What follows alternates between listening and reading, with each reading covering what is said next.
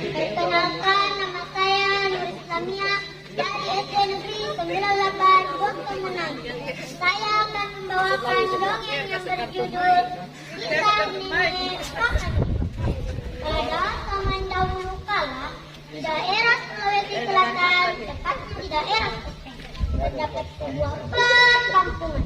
Di perkampungan tersebut, semua orang hidup berdampingan secara damai. Kedamaian mereka mulai ketika seorang nenek tua datang ke kampung mereka.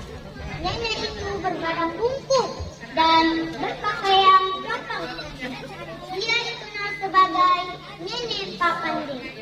Nenek Pakande adalah seorang nenek siluman yang memiliki ilmu hitam yang cukup tinggi.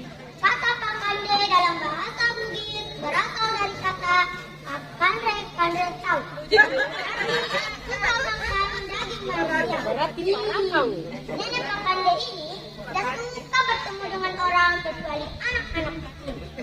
Suatu sore saat hari sudah mulai gelap, ada sepasang saudara kakak berani yang tengah-tengah bermain di sekitar halaman rumah mereka. Ibu kedua anak tersebut memanggil keduanya agar segera masuk ke dalam rumah. Nah, ayo cepat masuk ke dalam rumah, ini sudah malam, seru ibu dari balik pintu. Akan tetapi kedua bersaudara itu tidak sedikit pun menghiraukan apa yang diperintahkan oleh ibunya. Malah si kakak berkata, ibu, ini mungkin sore bu, belum malam, masih ada waktu untuk bermain. Nenek Pakande itu tidak ada bu, itu hanya cerita dongeng. Mana ada nenek yang suka menculik anak kecil. Akhirnya si ibu dari kedua anak tersebut membiarkan anak-anaknya bermain. Tanpa ibu menyadari bahwa kedua anaknya sedang dipantau dari jarak jauh oleh Nenek Pakande. Melihat situasi sudah sangat sengit, Nenek Pakande mempergunakan waktu itu untuk menculik kedua anak tersebut dan dijadikannya mangsa. Berselang waktu kemudian, ibu kedua anak tersebut keluar dan didapatinya kedua anaknya sudah tidak ada lagi. Dia pun bergegas keluar rumah sambil berteriak minta tolong. Tolong! Tolong! Tolong! Anakku hilang! Dengan suara terseduh sambil menangis. Ada apa bu? Apa yang terjadi dengan anak ibu? Sapa salah seorang warga sekitar. Anakku diculik oleh Nenek Pakande. Malam itu para warga mencari ke seluruh pelosok hutan, namun hingga pagi menjelang mereka tidak berhasil menemukan tanda-tanda Nenek Pakande. Di tengah kecemasan warga desa, seorang pemuda bernama Labetu angkat bicara. Dia adalah pemuda yang cerdik, pandai, lagi berani. Dia dikenal warga sebagai pemuda yang ramah, taat beribadah, dan suka membantu orang yang tertimpa musibah. Perkenalkan, namaku Labetu. Dengar, Bapak ingin menangkap Nenek Pakande. Betul anak muda, kami sudah mencari cara untuk menangkapnya. Namun kami masih bingung bagaimana caranya. Aku mempunyai sebuah ide, tapi aku juga butuh bantuan bapak-bapak untuk menyiapkan peralatannya. Tentu, kami akan membantu. Sore itu, para warga berkumpul kembali di depan rumah Labetu dan membawa barang yang diminta oleh Labetu. Kata warga, aku sudah menangkap dan berbelut. Aku membawa bau dan peluru sesuai permintaan. Kata Labetu, baiklah, batu sudah terkumpul, semuanya sempurna. Begini, aku akan membuat jebakan untuk Nenek Pakande. Seorang harus menyamar menjadi monster raksasa dan yang lainnya harus berjaga-jaga ketika nenek itu terjebak. Kalian harus menangkapnya. Apakah semua sudah paham? Jawablah. Papa.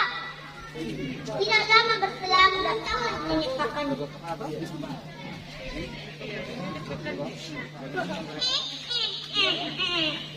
Ilmu yang masih menyala itu, pasti ada anak kecil yang nakal dan tidak mau tidur.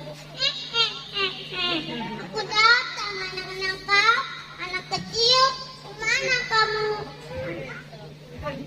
Nenek Pakande menghampiri rumah Labetu dan masuk ke dalam rumah Labetu.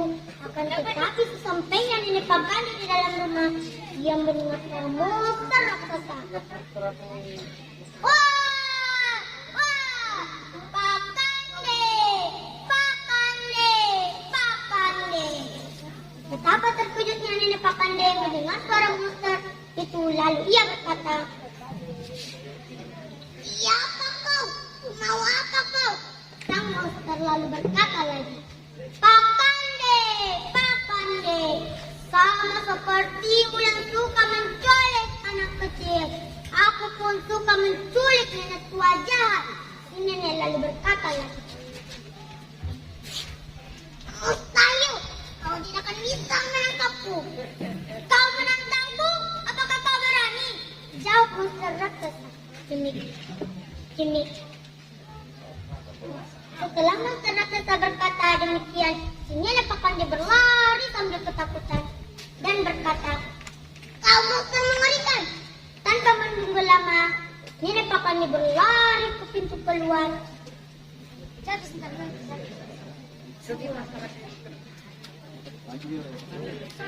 Tanpa dilihatnya, dia menginjak seekor belut dan terpeleset jatuh hingga anak tangga yang paling atas, dan kepalanya terbentur pada batu besar. "Aduh, apa ini? Mengapa ada belut di sini? Aduh, mengapa ada batu besar? Kepalaku sakit. Aduh, mengapa warga tahu bahwa aku ada di sini?" Para warga berusaha menangkap nenek Pakande, namun nenek Pakande terlambat untuk dikalahkan. "Aduh, sial sekali aku malam ini. Bagaimana semuanya bisa terjadi? Mereka semua bersekongkol. Monster seram itu pasti salah satu dari mereka. Ayo kejar, jangan biarkan dia lolos!" teriak para warga. "Biarkan dia pergi, dia tak bisa apa-apa. Dia sudah terluka parah, tinggal menunggu waktu saja," ujarlah Becky. Kedua anak yang diculik oleh nenek Pakande pun pulang dengan selamat. Tak terasa esok pun menjelang. Topeng kembali tenang, para warga hidup damai.